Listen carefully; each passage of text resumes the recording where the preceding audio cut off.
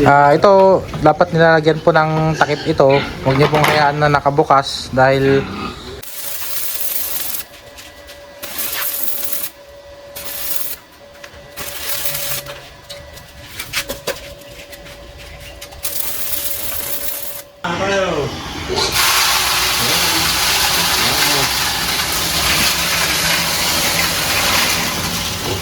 yan po sana dapat sa kadry para maihulman ninyo yung shape niya dito sa taas. Dahil dapat medyo concave yung gitna niyan. Ha? Sumabot mo.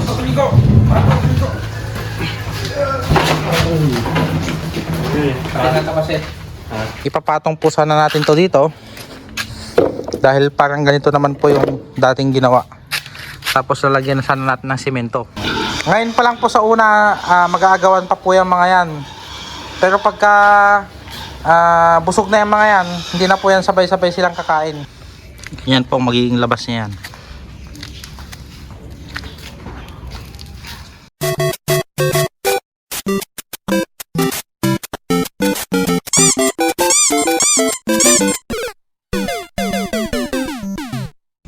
What's up guys, for today's video, bali gagawa nga pala tayo ng ating feeder, only feeder para sa ating mga alagang mga baboy. Ayan, bali gagawa lang po tayo dito ng mga DIY, yung mga scrap lang po natin dyan sa tabi-tabi. So samahan nyo ako at para matuto din po kayo, tara! Butasan muna natin tong 4 na side. Ayan, 2, 3, 4 para may paglalagyan tayo ng bakal.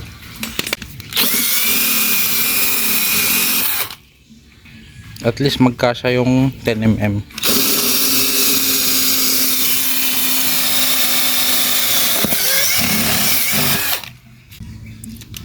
Tansyahan na lang po, no?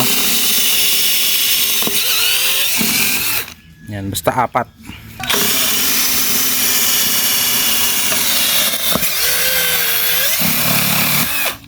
Yan, 4 na siya.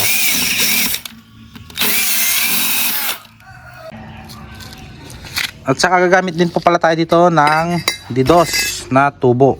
Ayan. Para ito yung papasok dito. Basta, ini naman po na basta papasok siya sa bungangan nito ng mineral bottle. Okay lang naman po kahit yung medyo mas maluwang ng konti. Ayan. Pero ito, kung eksakto, 2 po to.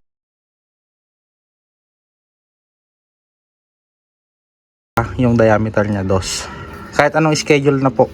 Makapal o manipis, okay lang. Tapos isang mineral bottle, yung mga napaglumaan nyo na po.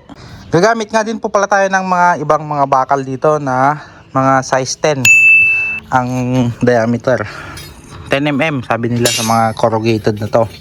Pwede rin po siyang corrugated, pwede rin naman pong mga round bar. Ayan. So gagayahin po natin yung nandito sa picture. Ayan yung nakalaka pastor. Parang ganyan po yung gagawin natin na kainan. Dahil sa yung isa nga po pala natin na feeder, ito nga po pala yung ginawa natin noon pa. Ayan. Bali nag-crack na po yung mga yung mga semento niya dito sa gilid. Kaya babaguhin na po natin. Mas maganda na po na ang sidings niya is gulong. Para hindi po kagatin ng mga baboy o ngat-ngatin. Dahil yun po sana yung una nating plano, yung ginawa natin dati dito. Ayan, sa batya. Ipapatong po sana natin to dito. Dahil parang ganito naman po yung dating ginawa. Tapos lalagyan na sana natin ng simento. Pero pag natanggal na po kasi itong batya, yung simento na lang po matitira. Matatabtaban po din po yun pag kinakagat-kagat o inaapakan nila. So dito na lang po tayo maglalagay sa mga gulong. Gagawa po tayo ng panibago, tapos yun i-repair na lang po natin yung isang yun. So tara, samahan nyo kami. Timpla muna tayo ng semento. Bali magmimix nga din po pala tayo dito ng ating semento at saka ng ating mga buhangin. Bali ito nga po pala mga nasa 5 timba nga po pala to na ganito, itong itim. Ayan. So tapangan po natin para matibay po siya.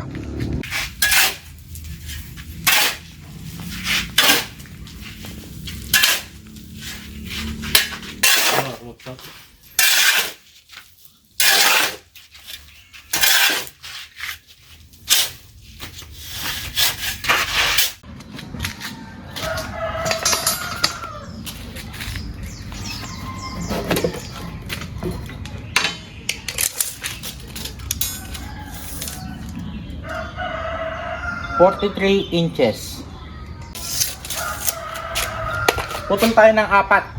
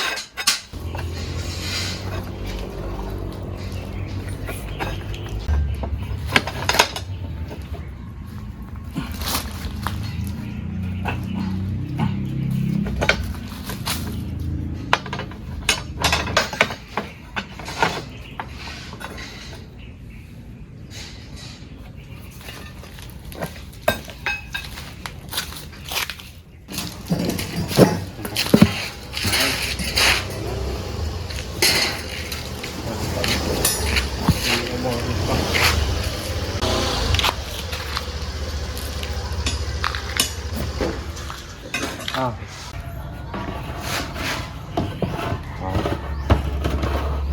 Pangat man. Ano ba banget law na? Ah.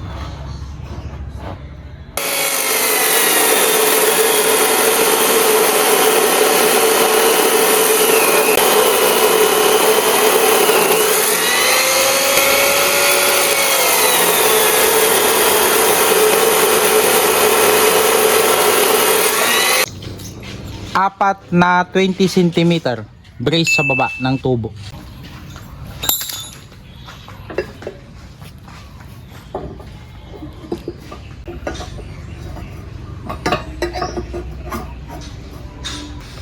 Yan po magiging labas niya yan.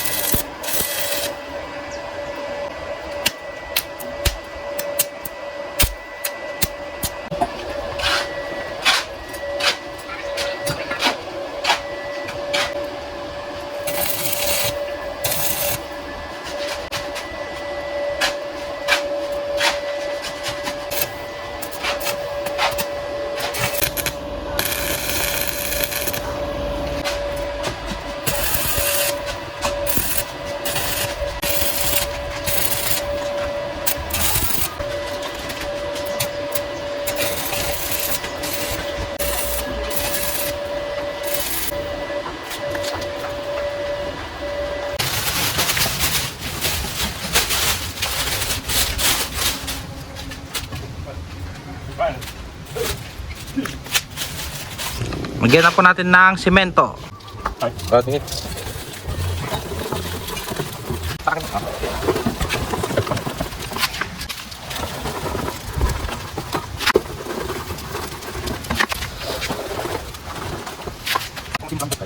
Ha? Berbadal mas.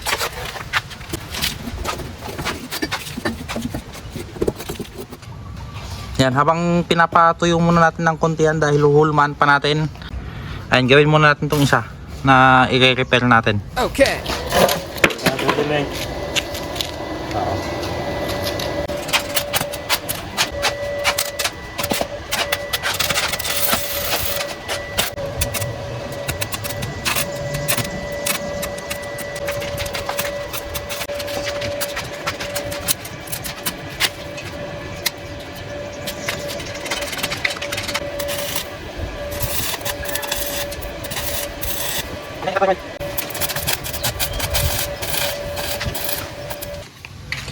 Yan, bali na-repair na natin, tapos na-align na din natin. Ipasok natin yung mga kamay niya sa gulong. Nagbawas tayo dyan yung toppings niya.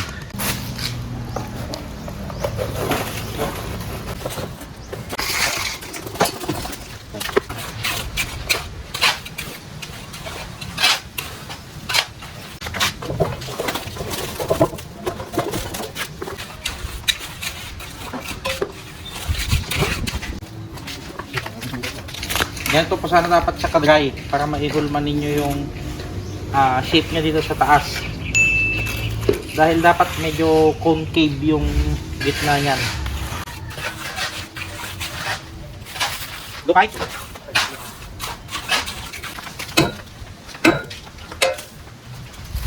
Pwede mo pala ng mga bato dito para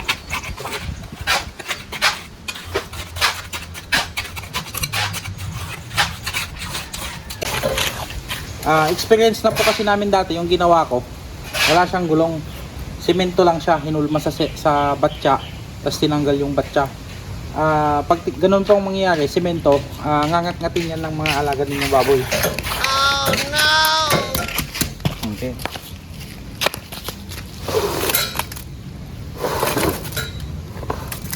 Okay, ito pa.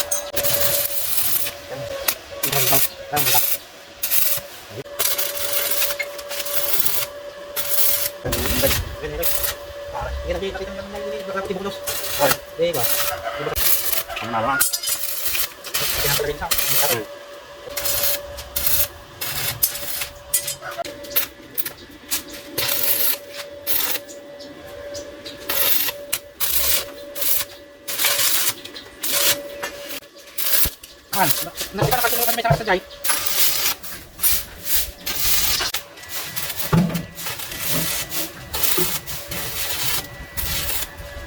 Parang ka.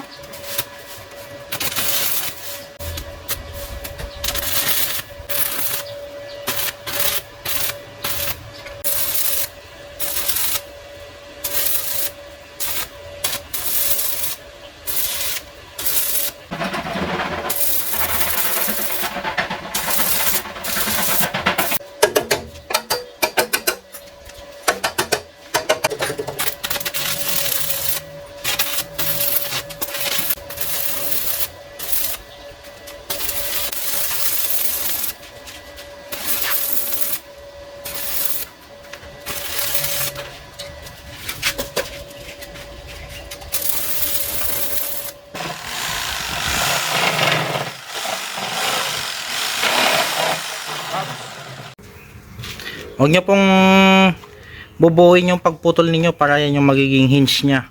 Ayan, bisagra nya. Tapos lalagyan na lang natin ng lock dito.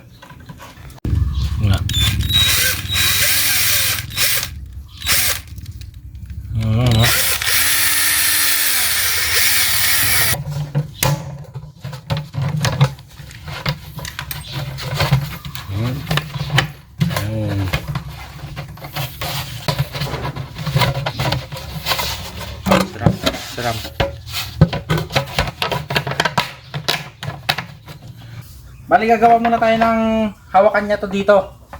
Dahil mahirap na to pag lumove lang to. Mahirap nyo na pong kunin to.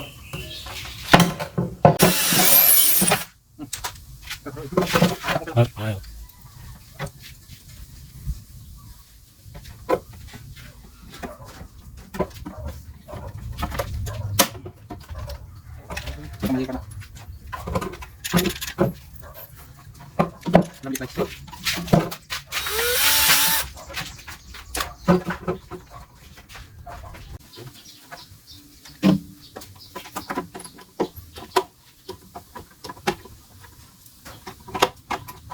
Yan. Kaya nakagawa na tayo ng kanyang handle. Tapin natin itong mga rivets dahil baka makakasulat ito pagka ano.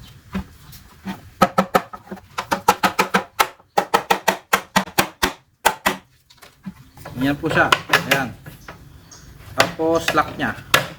Ayan o. Ayan. Tapos magbubuksan. Ikutin lang. Ayan.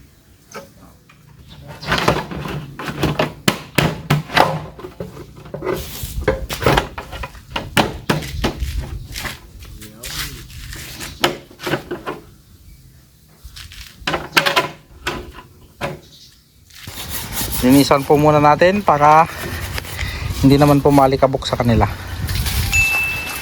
Ayan. Bali 2 days po, no? Pinatuyo natin ng 2 gabi to. Para matibay na matibay.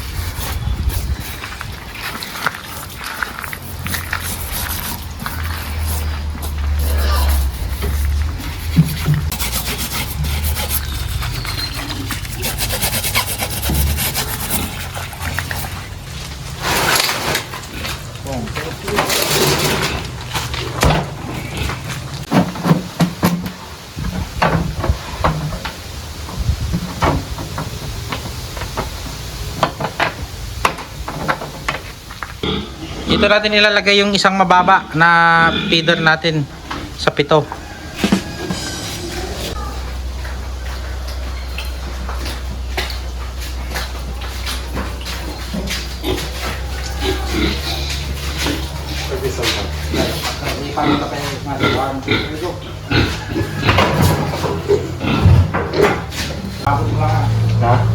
Lumabot mo mas Rodrigo. Pati nga kasi. Pati nga ta. Kainan. Tara.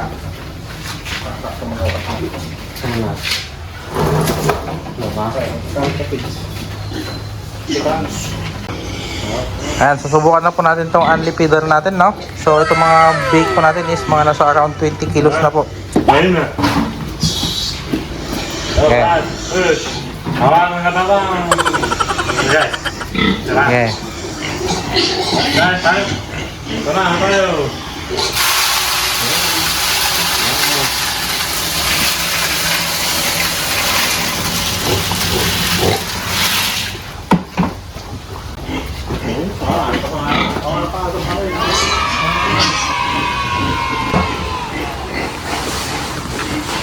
Yan. So ngayon, normal pa naman hindi pa makakain sa kanila dyan, no? Dahil 4 lang yung butas nun. Di ba mamaya pag nabusog naman na yung iba dyan, magsasalitan na lang yan sila.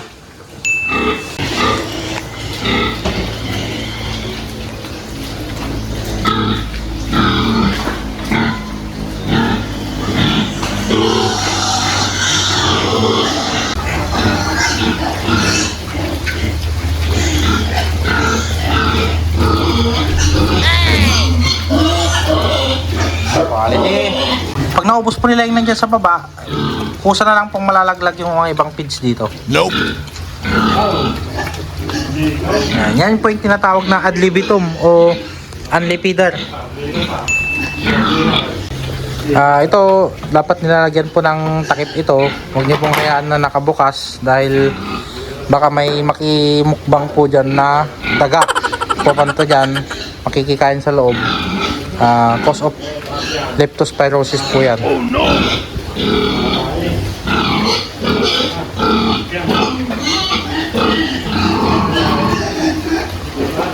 So, ini-enjoy po nila yung kanilang unli feeder. Mas maganda rin po kasi na ang baboy po natin, lalo sa mga patabaing baboy, yung mga patining, is hindi po dapat natin sila tinitipid sa mga pagkain. Dahil ibabalik din po niya yan sa atin. Makikita nyo po yung result after 3 to 4 months. Ayan. Bali itong isang gagawin po naming inahin na Dan breed, nakuha ko po ito mga 2.5 months pa lang, going 3 months. Nagkilo na po ng 100 kilos. Dahil naka-ad libitum din po ito. Yung naka-unli feeder na parang ganito po. Yan, basta wag nyo lang pabayaan na nauubusan doon. Yun yung kanyang function. Hindi mo kasi masasabing unli feeder yan kung hindi mo pupunuin yan. Lagayan. Maganda po yan mga yan, no? Kung sa mga may mga trabaho na lalo pag nasa opisina. Umaga aalis, tapos hapon na ulit babalik. Ayan, tapos naka-unli drinks na din po yan sila sa nipple drinker nila. Ayan. So, makalinis ka lang sa umaga, punuin mo lang yan, pasok ka na sa trabaho. Tapos pagbalik mo, for sure, konti na lang po yan. Tapos check mo na lang ulit yung tubig nila kung gumagana pa, tapos kung may laman pa yung kanyang tubig. Ayan. At least yung mga baboy po ninyo hindi nagugutuman. Kahit wala po kayo. Ganito din po yung gamit namin dati. Kung nasa trabaho po ako, ayan, ginaganyan ko na po. Pagbalik ko sa hapon, konti na lang. Lalagyan ko na lang ulit. Pupunuin ko. Para kinabukasan, ganun na naman siya. Dahil dinudumihan nila yung kainan nila. Oh no! Kaya mas magandang maglagay tayo ng ganun.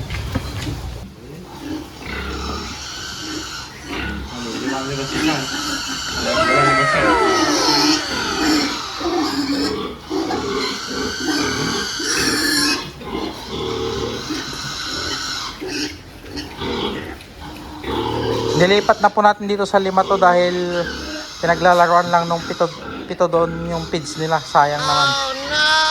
Ngayon pa lang po sa una, mag-aagawan pa po yung mga yan. Pero pagka busog na yung mga yan, hindi na po yan sabay-sabay silang kakain. May natutulog na, may kumakain na. Ayan. Ngayon pa lang kasi first time pa lang po nila yan. Agawan pa sila. Bali 4 lang yung butas niyan. Pwede na hanggang pang patining size yan. Ayan. Hopefully sana sa December magandang live weight. Sakto pang December po natin itong mga to. Pang out natin ng December. So hindi po maiwasan yung mga may natatapon ng mga ibang feeds, no?